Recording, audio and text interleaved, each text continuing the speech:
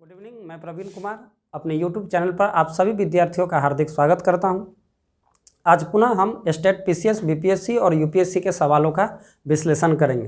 तो चलिए शुरू करते हैं। आज का पहला सवाल यह है कि मनुष्य के मुख गुहा में निम्न में से किसका पाचन प्रारंभ होता है। तो जैसे ही आप भोजन को लेंगे तो भोजन का पाचन मुख से ही शुरू हो जाता है और सबसे पहले जो पाचन होगा भोजन में वो कार्बोहाइड्रेट का पाचन होगा। तो इसका आंसर होगा कार्बोहाइड्रेट। क्यों? क्योंकि भोजन में यहाँ पे सलाइवा ग्लैंड्स पाई जाती है जिसे लार ग्रंथि बोलते हैं। तो इस लार ग्रंथि में एंजाइम्स पाए जाते हैं, टाइलिन, मल्टोज और लाइसोजाइम।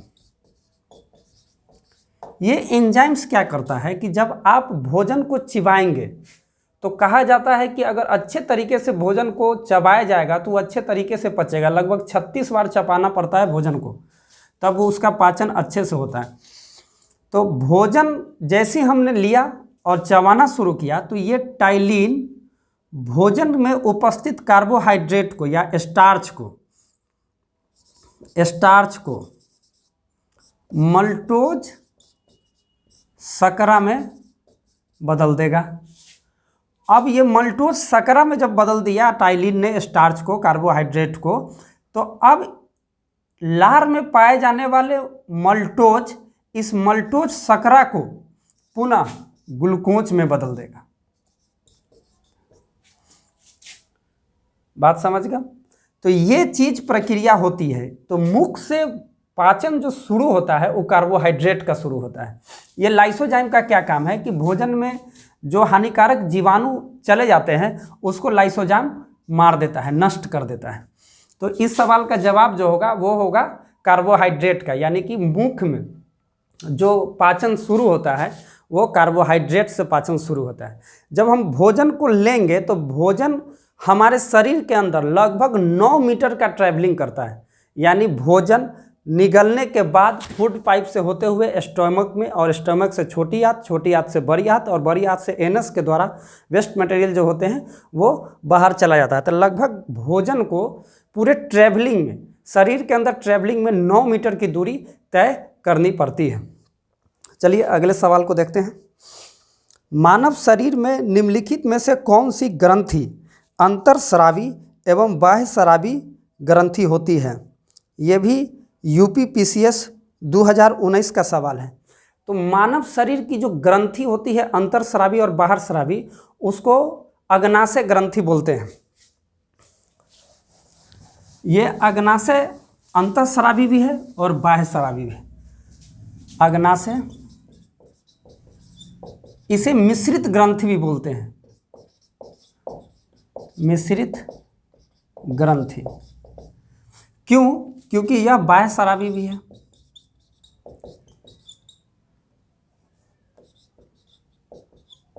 और यह अंतःस्रावी भी है। बाह्यस्रावी के तहत अग्नाशय रस निकलते हैं जो एक क्षारीय द्रव होता है। क्षारीय द्रव कहने का ये मतलब है कि उसका जो पोटेंशियल ऑफ हाइड्रोजन होगा वो 7 से अधिक होगा तो वो क्षारीय होगा, और जिसका पोटेंशियल ऑफ हाइड्रोजन 7 से कम होंगे, यानी 1 से और 7 के बीच में होगा, वो अम्लीय होगा, और जिसका पोटेंशियल ऑफ हाइड्रोजन 7 से 14 के बीच में होगा तो वो क्षारीय होगा। तो अग्नाशय रस का pH मान 7.5 से लेके 8.3 तक होता है। ये pH मान है अग्नाशय रस का। तो इस अग्नाशय रस में बाह्यस्राव के तहत 3 प्रकार के एंजाइम्स स्रावित होते हैं। एक एंजाइम्स है ट्रिप्सिन, दूसरा एमाइलेज, तीसरा लाइपेज। ट्रिप्सिन क्या करता है कि जो भोजन में हम प्रोटीन लेते हैं उस प्रोटीन को ट्रिप्सिन एमिनो एसिड में बदल देगा। यानी कि इसका काम क्या है? प्रोटीन को एमिनो एसिड में बदलना। एमाइलेज का क्या काम है? यह क्या करता है? यह स्टार्च को शुगर में बदल देता है। स्टार्च को शुगर में बदल देता है, शर्करा में बदल देता है। और लाइपेज का क्या काम है, यह वसा को ग्लिसरीन या फैटी एसिड्स में बदल देता है, फैटी एसिड्स में बदल देता है। तो ये 3 प्रकार के ये बाह्य स्रावी से एंजाइम्स का स्रावन होता है। और ये एंजाइम्स की मदद से ट्रिप्सिन से प्रोटीन को एमिनो एसिड में बदला जा रहा है, एमाइलेज से स्टार्च को शुगर में बदला जा रहा है, और लाइपेज से वसा को ग्लिसरीन या फैटी एसिड्स में बदल जाता है। अब अग्नाशय के अंतस्राव्य ग्रंथि से हार्मोन का स्रावन होता है। हार्मोन का जो स्रावन होता है, ये 3 हार्मोन होते हैं, जिसे एक को अल्फा कोशिका बोला जाता है, अल्फा कोशिका, बीटा कोशिका और ये गामा कोशिका। तो अल्फा कोशिका, बीटा कोशिका और गामा कोशिका अंतःस्रावी ग्रंथि को लैंगरहैंस दीपिका ने खोजा था, इसीलिए उसका नाम लैंगरहैंस दीपिका भी बोलते हैं। तो इस हार्मोन से अल्फा कोशिका से ग्लूकोन का स्रावन होता है, ग्लूकोन का, बीटा कोशिका से इंसुलिन का और गामा कोशिका से सोमेटोस्टालिन का। यही जो बीटा कोशिका है, तो इससे जो इंसुलिन का स्रावन हो रहा है, तो यही क्या करेगा, आपके शरीर में रक्त में शर्करा की मात्रा को नियंत्रित करेगा। अगर इसका स्रावन कम होने लगे तो आपको डायबिटीज बीमारी हो सकते हैं, अगर इसका स्रावन ज़्यादा होने लगे तो आपको हाइपोग्लाइसीमिया रोग हो सकता है, जनन क्षमता में, आँख की दृष्टि में कमी हो सकती है। तो इसका बैलेंस में होना बहुत ज़रूरी है इंसुलिन का। ज़्यादातर डायबिटीज़ बीमारी के जो पेशेंट होते हैं, उनके शरीर में ये इंसुलिन नहीं बन पाता है, इसीलिए उनको साइड से खाना खाने के बीच में इंसुलिन की सुई लेनी पड़ती है। तो इसी आधार पर अग्नाशय को अंतःस्रावी और बाह्यस्रावी ग्रंथि भी कहते हैं।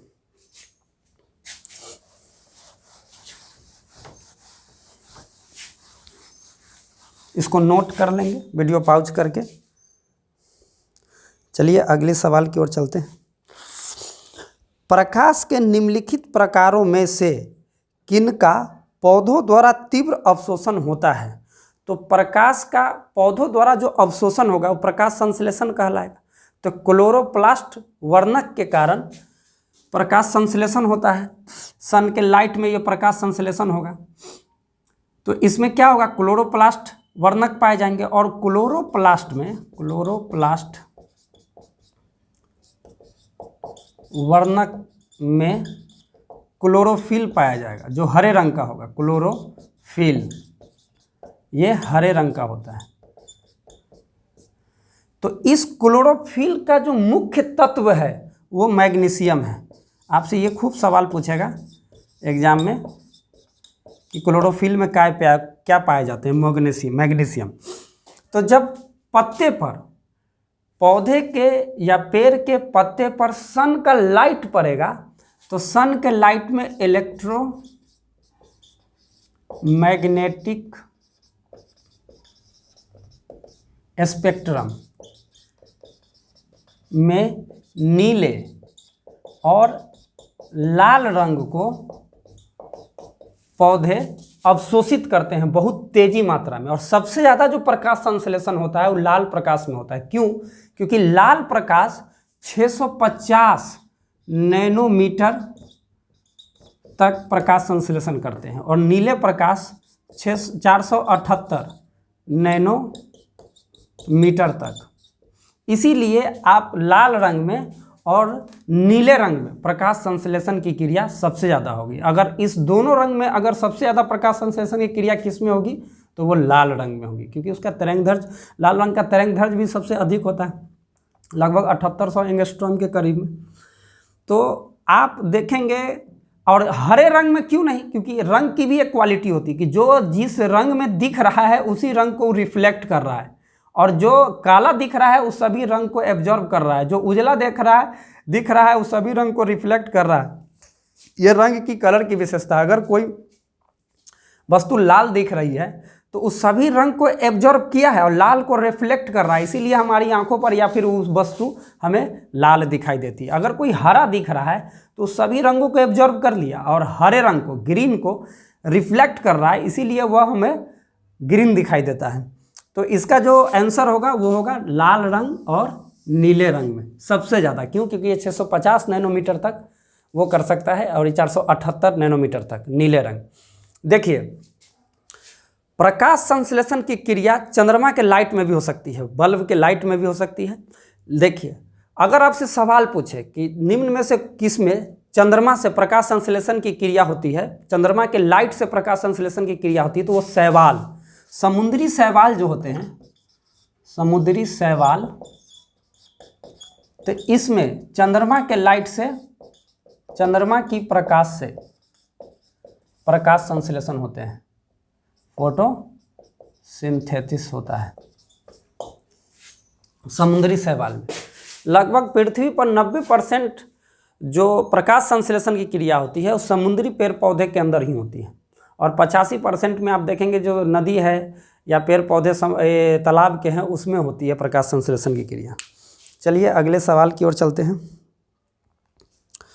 अगला सवाल है कि निम्नलिखित में से किसका निर्माण हमारे शरीर में नहीं होता है? इसको मैं मिटा देता हूँ। निम्नलिखित में से किसका निर्माण हमारे शरीर में नहीं होता है? तो इसका जो ऑप्शन है, पहला ऑप्शन है विटामिन ए,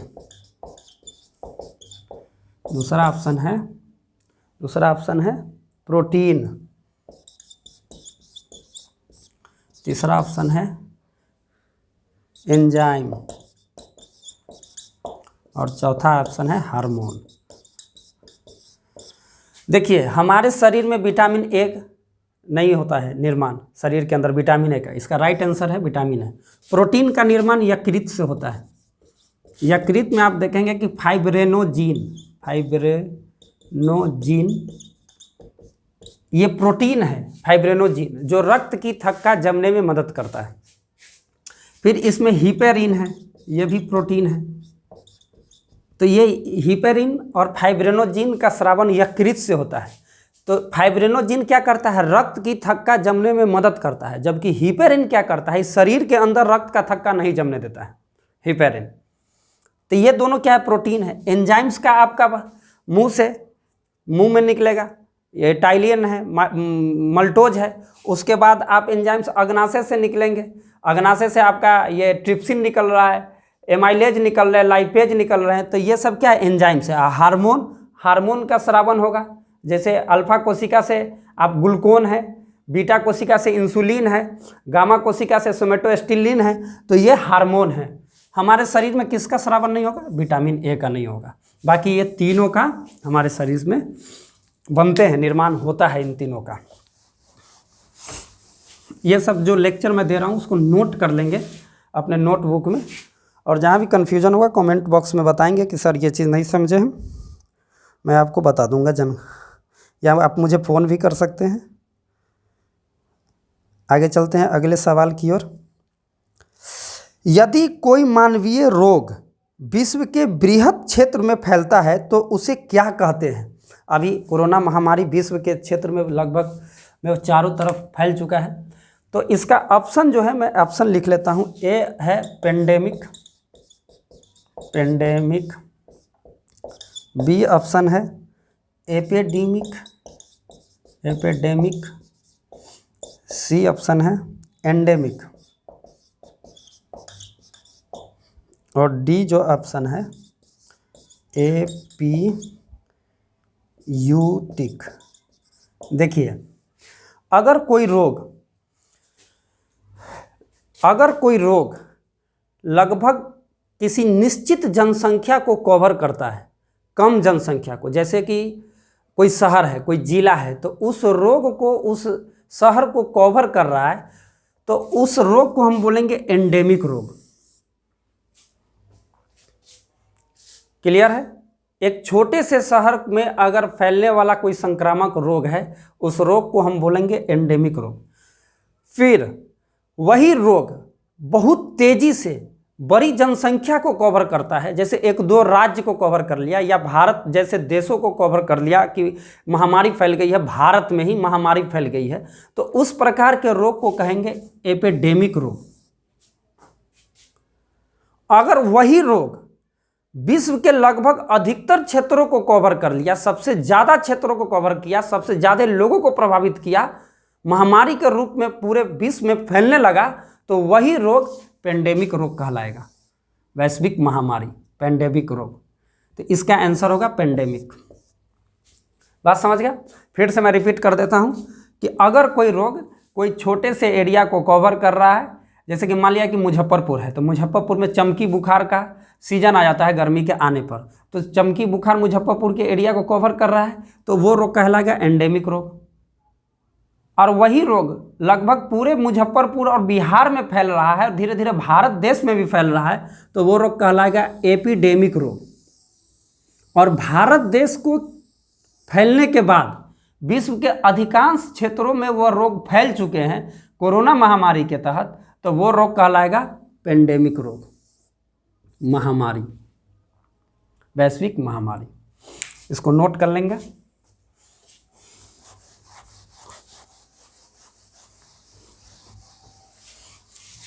अगले सवाल की ओर चलते हैं। अगला सवाल है,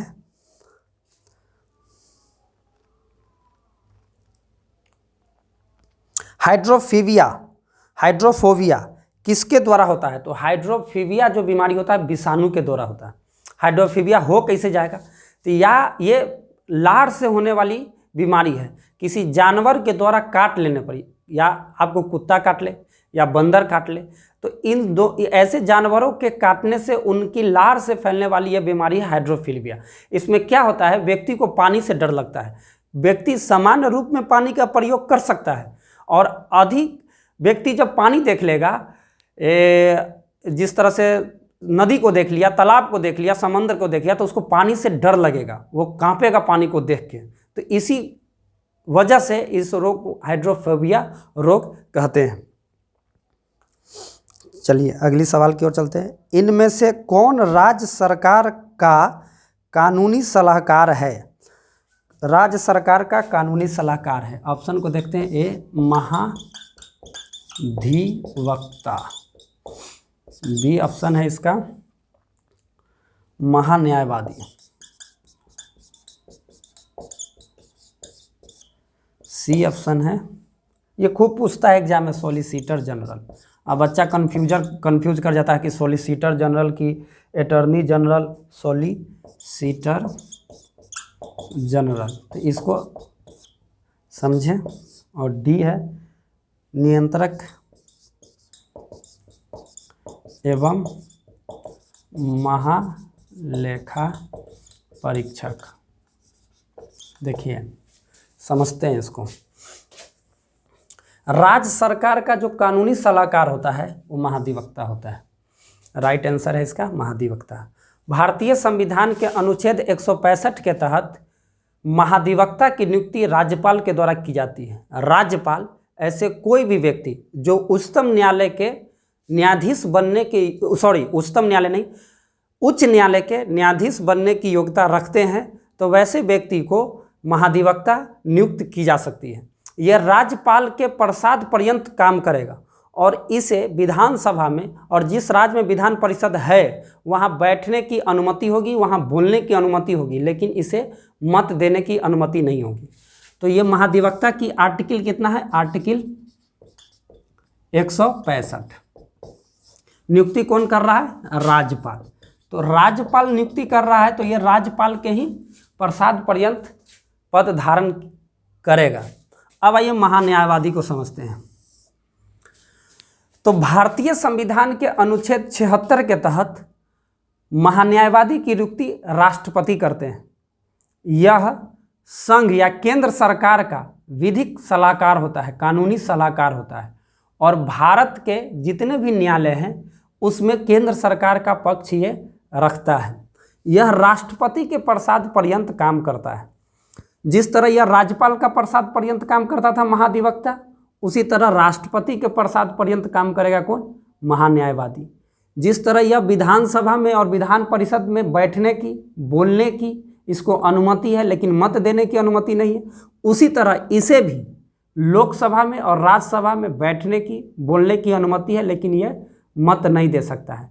जिस तरह यह केंद्र सरकार का विधिक सलाहकार है, उसी तरह महाधिवक्ता राज्य सरकार का विधिक सलाहकार होता है। आइए सॉलिसिटर जनरल क्या होता है इसको समझते हैं। सॉलिसिटर जनरल वो होता है जो महान्यायवादी के कार्यों में सहायता करता है। महान्यायवादी 1 या 2 सॉलिसिटर जनरल की नियुक्ति करवा सकते हैं। तो सॉलिसिटर जनरल क्या होता है? ये पब्लिक प्रोसिक्यूटर होता है और ये महान्यायवादी के कार्यों में सहायता करता है। तो आप जो एग्ज़ाम देंगे, किसी एग्ज़ाम में आपसे सवाल पूछ देगा कि निम्न में से कौन भारत का सबसे बड़ा विधिक सलाहकार है, और ये महान्यायवादी नहीं लिखेगा, यहाँ अटॉर्नी जनरल लिख देगा और यहाँ सॉलिसिटर जनरल लिख देगा। आप अटॉर्नी जनरल में और सॉलिसिटर जनरल में कंफ्यूज हो जाएंगे। बात समझ, महान्यायवादी लिख देते तो ये तो सही हो गया, ये तो बच्चा मार देगा, महान्यायवादी पढ़ते हैं, लेकिन इसमें अटॉर्नी जनरल इंग्लिश में लिख देगा। तो ये चीज़ आप ध्यान में रखेंगे कि विधिक जो सलाहकार होता है या विधिक भारत सरकार का जो विधिक सलाहकार होता है वो महान्यायवादी होता है। महान्यायवादी के कार्यों में जो सहायता करते हैं वो सॉलिसिटर जनरल सहायता करते हैं। आइए नियंत्रक एवं महालेखा परीक्षक क्या होता है उसको समझते हैं। तो इसका क्या है, आर्टिकल 76 है और इसका है आर्टिकल 148। नियंत्रक एवं महालेखा परीक्षक का आर्टिकल 148 भारतीय संविधान के अनुच्छेद 148 के तहत राष्ट्रपति नियंत्रक एवं महालेखा परीक्षक की नियुक्ति करते हैं।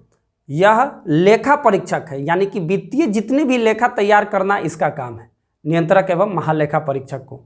तो यह इसकी नियुक्ति कौन कर रहा है? राष्ट्रपति। इसकी भी नियुक्ति कौन कर रहा है? राष्ट्रपति। महान्यायवादी की भी नियुक्ति कौन कर रहा है? राष्ट्रपति। तो महान्यायवादी क्या करेगा? ये राष्ट्रपति के प्रसाद पर्यंत काम करेगा, यानी जब तक राष्ट्रपति चाहेगा तब तक ही काम करेगा। लेकिन नियंत्रक एवं महालेखा परीक्षक ये राष्ट्रपति के प्रसाद पर्यंत काम नहीं करेंगे। अगर यह अयोग्य है, यह कार्य करने में सक्षम नहीं है, तो इसे संसद के बहुमत द्वारा इसके अपने पद से हटाया जाएगा। जिस तरह उच्चतम न्यायालय के न्यायाधीश को हटाने की प्रक्रिया है, उसी तरह इसको भी हटाने की प्रक्रिया है। नियंत्रक एवं महालेखा परीक्षक को यह अपना प्रतिवेदन राष्ट्रपति को देता है और राष्ट्रपति उसको संसद के दोनों सदनों में रखवाते हैं। इसे लोक लेखा समिति का आंख, कान और आंख भी कहते हैं। आपसे सवाल पूछ दे कि निम्न में से कौन लोक लेखा समिति का आंख कान है?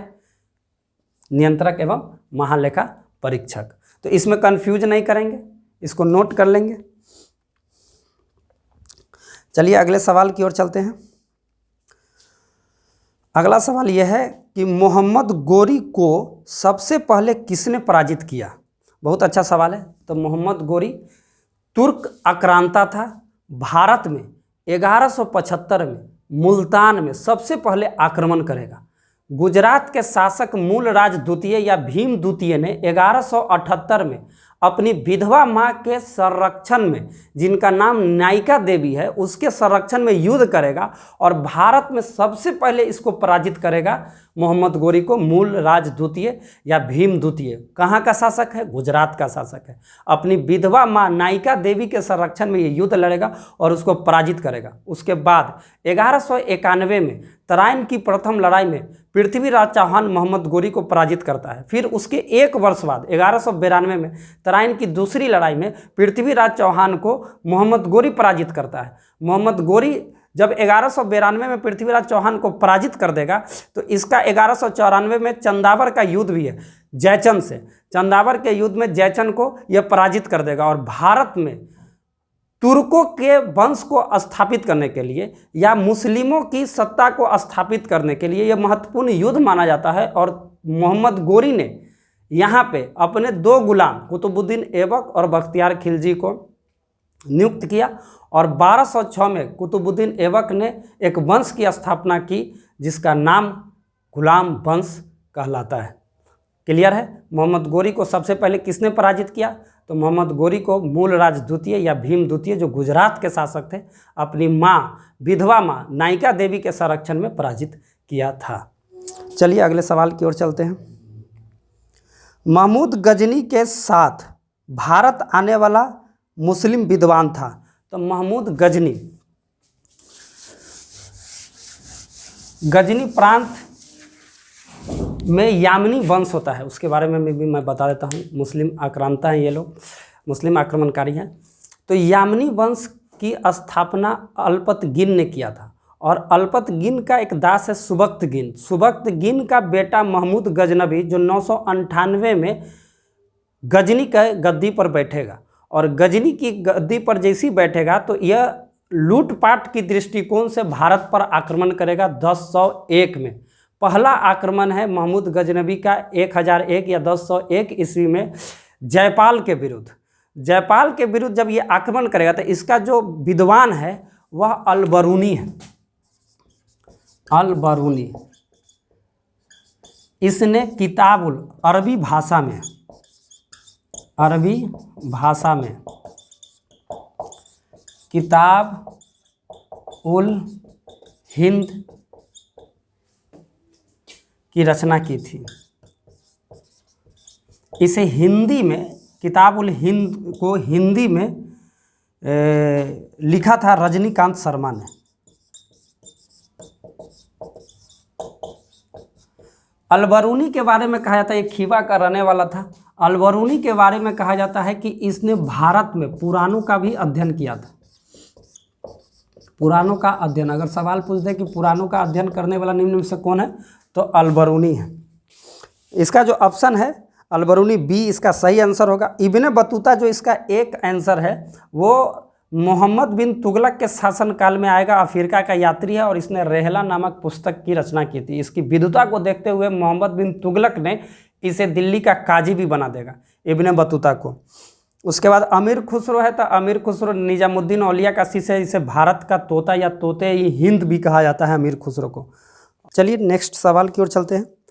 निम्न में से किस बौद्ध साहित्य में महात्मा बुद्ध के नैतिक एवं सिद्धांत संबंधित प्रवचनों का संकलित किया गया है? तो ना महात्मा बुद्ध का जो नैतिक सिद्धांत प्रवचन का उल्लेख किया गया है वो सूत पिटक में किया गया। सूत पिटक। संघ के अंदर जो भी भिक्षु होंगे उनके नियम और कानून का वर्णन विनय पिटक में। जितने भी महात्मा बुद्ध से जुड़े हुए दार्शनिक स्थल है उसका वर्णन अभिधम्म पिटक में। और इसी तीनों पिटकों को, तीनों किताब को मिलके इसको बोलते हैं त्रिपिटक। देखिए, जब महात्मा बुद्ध का 483 बीसी में महापरिनिर्वाण हो जाएगा तो 483 बीसी में ही बौद्ध सभा बुलाई जाएगी अजातशत्रु के शासनकाल में राजगीर में। तो राजगीर में जो बौद्ध सभा बुलाई जाएगी तो इसके जो अध्यक्ष बनेंगे वो अध्यक्ष बनेंगे महाकश्यप उपाली। तो इस बौद्ध संगति में, प्रथम बौद्ध संगति में अध्यक्ष कौन है? महाकश्यप उपाली। राजा कौन है? अजातशत्रु। हो कब रहा है? 483 बीसी में, जब महात्मा बुद्ध को महापरिनिर्वाण हुआ था। तो इसी बौद्ध सभा में इनके उपदेशों का, नियमों का, सिद्धांतों का, प्रवचनों का संग्रह कर एक पुस्तक की रचना की गई और वो पुस्तक कहलाया कौन? सूतपिटक। जो बौद्ध भिक्षु होंगे उनके संघ में रहने के नियम एवं कानून का जो वर्णन किया गया, संकलित किया गया, वो विनय पिटक में। और ये दोनों पिटक की रचना हुई किसमें? प्रथम बौद्ध संगति में। फिर इसके 100 साल बाद 383 बीसी में वैशाली में द्वितीय बौद्ध संगति का आयोजन होगा। कालाशोक के शासनकाल में अध्यक्ष होंगे सबाकामी, और इसमें बौद्ध धर्म 2 भागों में विभाजित हो जाएगा, स्थिरवाद और महासंघिका में।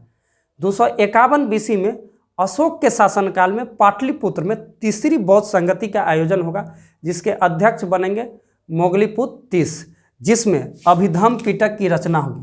और प्रथम शताब्दी में चतुर्थ बौद्ध संगति का आयोजन होगा कनिष्क के शासनकाल में कुंडलवन कश्मीर में, जिसमें अध्यक्ष बनेंगे वसुमित्र और उपाध्यक्ष बनेंगे अश्वघोष, जिसमें बौद्ध धर्म हीनयान और महायान में विभाजित हो जाएगा।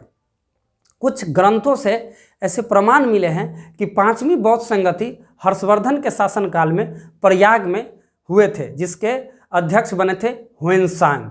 ऐसा माना जाता है कुछ इतिहासकारों का, लेकिन ज़्यादातर किताब में आपको 4 बौद्ध संगति की चर्चा की गई है। जो ये जातक ग्रंथ है, महात्मा बुद्ध का जातक ग्रंथ है, तो उस महात्मा बुद्ध के पूर्व जन्मों की कहानी का वर्णन जातक ग्रंथ में किया गया है। जो मेनली जो उपदेश है, सिद्धांत है, नियम है, कानून है, दार्शनिक है, स्थल का जो चर्चा है, इस तीनों पिटकों में किया गया है। चलिए अगले सवाल की ओर चलते हैं।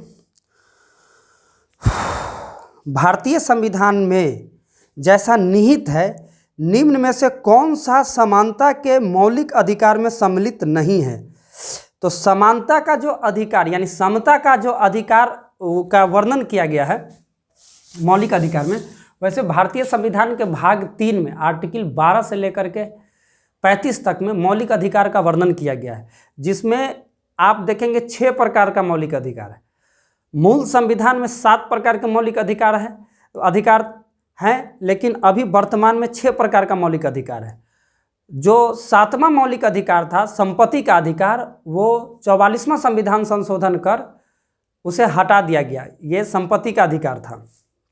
तो देखिए, समता का अधिकार का जो सवाल है, तो समता का अधिकार का वर्णन आर्टिकल 14 से लेके 18 तक में किया गया है। तो आर्टिकल 14 जो है वह कहता है विधि के समक्ष समानता का अधिकार, विधि के समक्ष समानता का अधिकार। आर्टिकल 15 राज्य किसी भी व्यक्ति से उसके जन्म स्थान, जाति, लिंग या धर्म के आधार पर कोई भेदभाव नहीं करेगा, भेदभाव नहीं करेगा। आर्टिकल 16 लोक नियोजन में समता का अधिकार। और आर्टिकल 17 अस्पृश्यता यानी छुआछूत, समाज में जो फैली हुई छुआछूत की अवधारणा थी उसको समाप्त किया है, अस्पृश्यता की समाप्ति। और आर्टिकल 18 में उपाधियों का अंत, उपाधियों का अंत। सेना के और शिक्षा को छोड़ के कोई भी व्यक्ति किसी भी प्रकार का कोई भी उपाधि धारण नहीं करेगा। हाँ, राष्ट्रपति के द्वारा उपाधि दी जा सकती है किसी भी व्यक्ति को जो ख्याति प्राप्त व्यक्ति हो, जिन्होंने किसी क्षेत्र में अपना बहुमूल्य योगदान दिया है, तो उसे उपाधि दी जा सकती है। जैसे अभी MDH वाला बुढ़ा मरा है तो उसको पद्म भूषण की उपाधि मिली हुई थी, भारत का 3रा सर्वोच्च वो उपाधि है।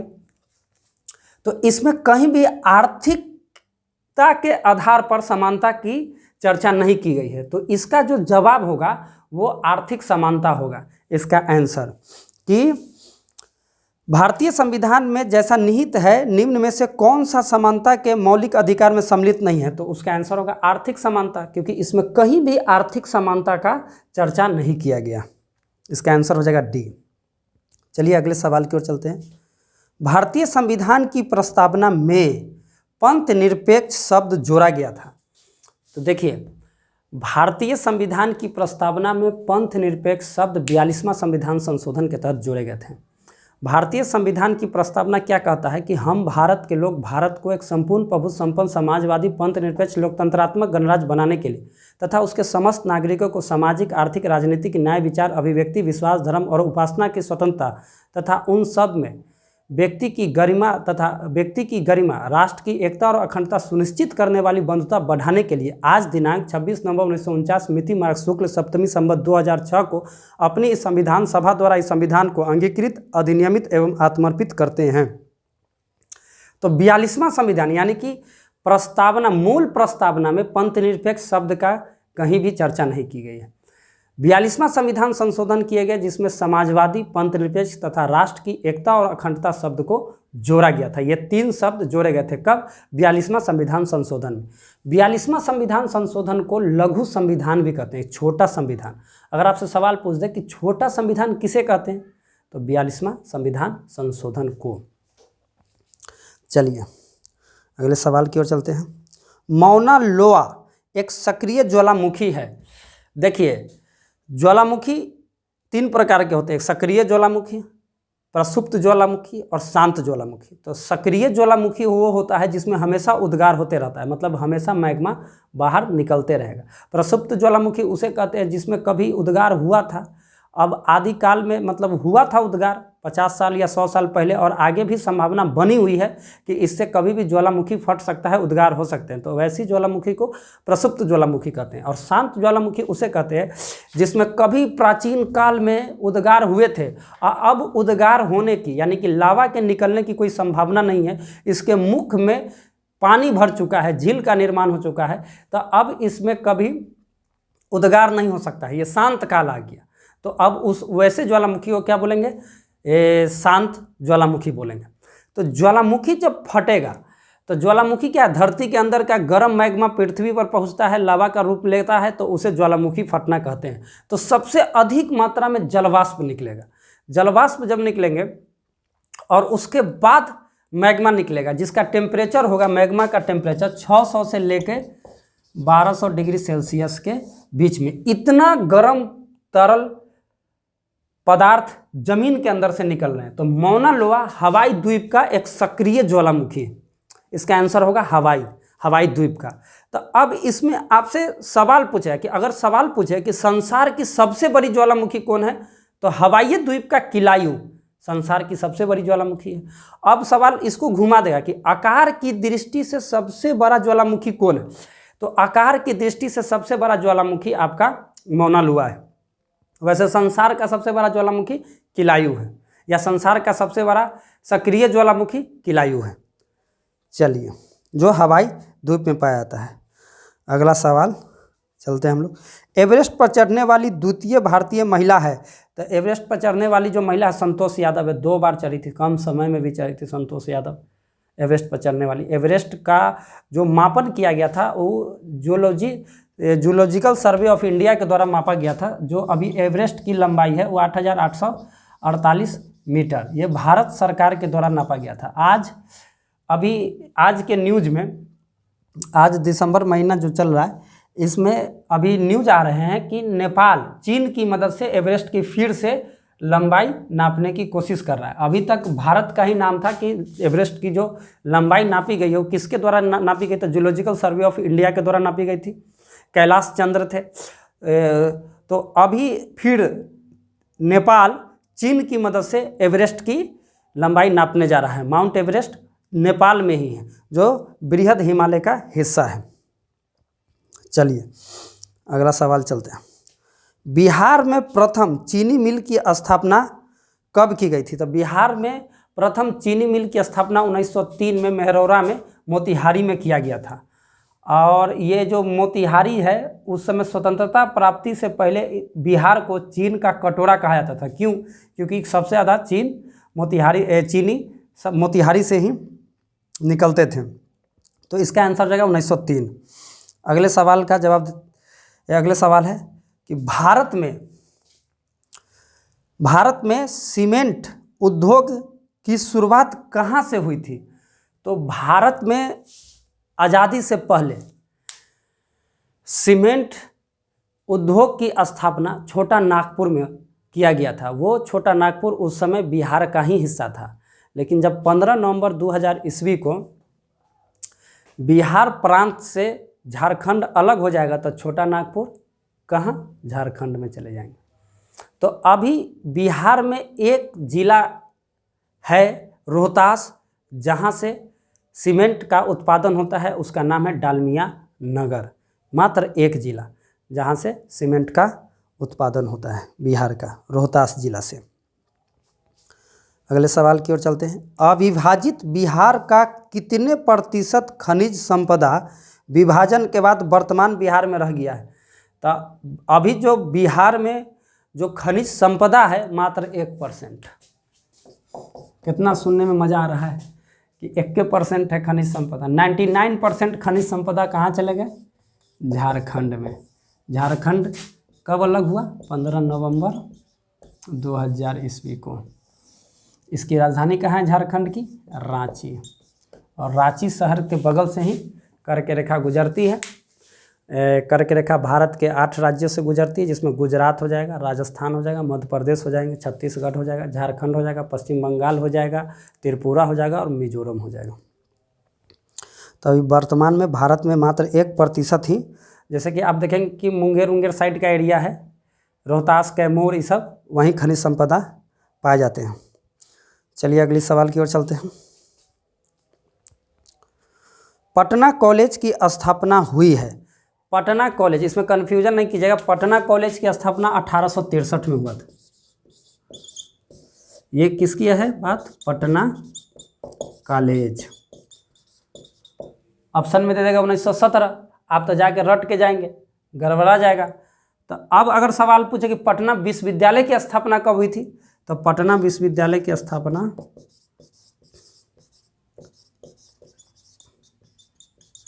1917 में। पटना कॉलेज की स्थापना 1863 में। पटना यूनिवर्सिटी की स्थापना या पटना विश्वविद्यालय की स्थापना 1917 में। तो इसका आंसर हो जाएगा पटना कॉलेज की स्थापना 1863 में। चलिए अगले सवाल की ओर चलते हैं। बिहार विधानसभा एवं विधान परिषद के संयुक्त अधिवेशन की अध्यक्षता कौन करता है? देखिए बहुत ही इम्पोर्टेंट सवाल है। बिहार विधानसभा और विधान परिषद में संयुक्त अधिवेशन नहीं बुलाए जाते हैं। अगर किसी विधेयक पर गतिरोध उत्पन्न हो जाएगा तो विधानसभा जिस रूप में विधेयक को पारित कर दिया है उसी रूप में विधेयक पारित हो जाएगा। कभी भी इस चीज़ को एकदम दिमाग में रखेंगे कि बिहार या किसी भी विधानसभा की विधान परिषद की किसी विधेयक पर गतिरोध उत्पन्न हो जाएगा तो उस परिस्थिति में संयुक्त अधिवेशन नहीं बुलाए जाएंगे। संयुक्त अधिवेशन का प्रावधान सिर्फ लोकसभा और राज्यसभा के लिए, जिसका वर्णन भारतीय संविधान के अनुच्छेद 108 में किया गया है कि भारतीय संविधान के अनुच्छेद 108 के तहत यदि किसी विधेयक पर गतिरोध उत्पन्न हो जाए तो उस स्थिति में राष्ट्रपति संयुक्त अधिवेशन का आह्वान करते हैं। तो राष्ट्रपति क्या करेगा? संयुक्त अधिवेशन को बुलाएगा, लेकिन इसकी अध्यक्षता कौन करेगा? इसकी अध्यक्षता करेगा लोकसभा अध्यक्ष। अगर अध्यक्ष नहीं हो तो उपाध्यक्ष, अगर उपाध्यक्ष भी नहीं हो तो राज्यसभा का उपसभापति, अगर वो भी नहीं हो तो उसी पैनल में जो मेंबर हैं उसमें जो व्यक्ति होगा उसको नामित करके उसकी अध्यक्षता करने के लिए कहा जाएगा। तो ये चीज़ ध्यान में रखेंगे कि बिहार का यह विधानसभा का और विधान परिषद की किसी भी स्थिति में संयुक्त अधिवेशन नहीं बुलाए जाते हैं। तो इसका आंसर हो जाएगा डी, इनमें से कोई नहीं। अगले सवाल की ओर चलिए। हर्षचरित्र नामक पुस्तक किसने लिखी? तो हर्षचरित्र बाणभट्ट ने लिखा है, कंफ्यूज नहीं कीजिएगा। बाणभट्ट हर्षवर्धन का दरबारी कवि है और इसने कादंबरी और प्लस हर्षचरित्र जो हर्षवर्धन के जीवन पर आधारित है इसकी पुस्तक की रचना की थी। बाणभट्ट ने 2 पुस्तक की रचना की थी, एक पुस्तक का नाम है कादंबरी, एक पुस्तक का नाम है हर्षचरित्र। हर्षवर्धन ने खुद 3 पुस्तक की रचना की थी।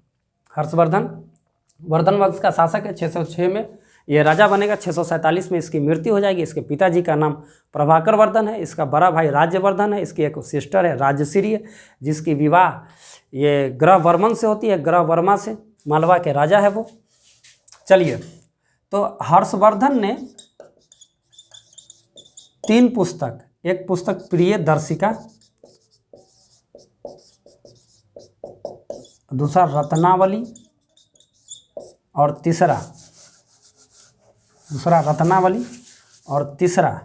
नागानंद। ये 3 पुस्तक की रचना किसने किया? हर्षवर्धन ने।